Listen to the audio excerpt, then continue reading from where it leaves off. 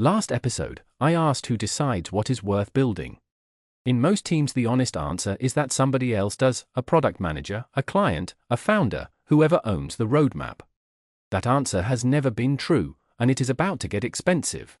In October 1968, more than 50 people from 11 countries met in Garmisch, in the Bavarian Alps, at a conference sponsored by NATO. That is where the phrase software engineering was let loose on the world, chosen, in the organizers' own words, to be provocative. What everybody remembers of it is the software crisis: projects late, over budget, arriving broken. Read the report and something else runs underneath. In the session on user requirements, Perlis, who had won the first Turing Award 2 years earlier, says one line: "Almost all users require much less from a large operating system than is provided." That is not a schedule problem, and it is not a bug. That is effort poured into things nobody needed in 1968. A few lines later, Gerhard Goos names the job that follows. The man or group who filters user requests, he says, is the most important aspect of design. The most important aspect. Not the building, the filtering. So the failure has a shape, and it is not the one we tell stories about. It is rarely the thing built badly. It is the thing built well, delivered on time, running happily in production, that nobody needed.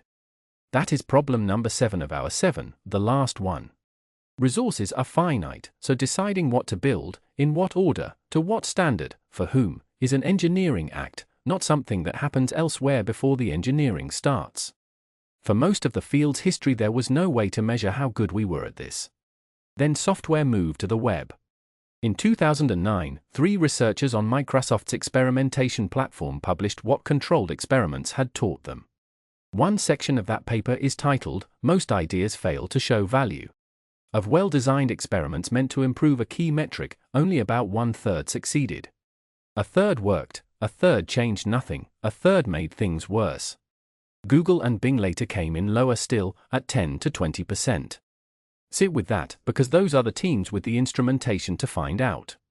Everybody else ships and assumes. It is humbling, the authors wrote, to see how bad experts are at estimating the value of features, and they included themselves in that. Now the servants. Business cases and return on investment, the oldest of them and mostly a finance document. Requirements prioritization in the 90s, Moscow and Kano.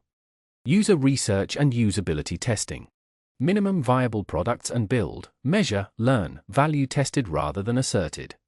Product analytics and A/B testing, the same instinct wired into the product. Objectives and key results, roadmaps, kill criteria, and sunsetting, deciding in advance what would make you stop. And now, portfolios of cheap bets. Notice what that timeline is. It is the youngest of the 7 by a distance, most of it younger than this century, and that is not an accident. When building was expensive, building anything was the decision, and cost did the choosing for you. So what does AI do to it? It removes the last thing that was quietly doing this job for us. The weak idea used to die of exhaustion, somewhere between the estimate and the 3rd sprint. Now it arrives finished, demoable and plausible, and a finished thing is much harder to kill than a proposal. The reverse is also true, and it is the good news. When a thing costs a weekend, killing it costs a weekend, so the sunk cost that used to protect bad projects evaporates. Build 5 and keep 1 becomes a rational way to work. But be clear about which half of that is the discipline. Building 5 is easy. Killing 4 is the job. This is the one problem of the 7 that AI makes harder rather than easier. The number of things you could plausibly build goes up enormously, and your ability to judge which of them is worth having does not move at all. So the skill. Before you start, write down what would have to be true for this to be worth building, and how you would know if it was not. A decision with no kill criterion is not a decision, it is an enthusiasm. And that is the 7. Nobody knows what they want. The hard part is hard because the problem is hard. Engineering means choosing what to sacrifice. Building is cheap and knowing it works is not. Software rots. Your architecture is your org chart, and the most expensive mistake is building the wrong thing well. 7 problems, none of them created by a tool, and none of them solved by one.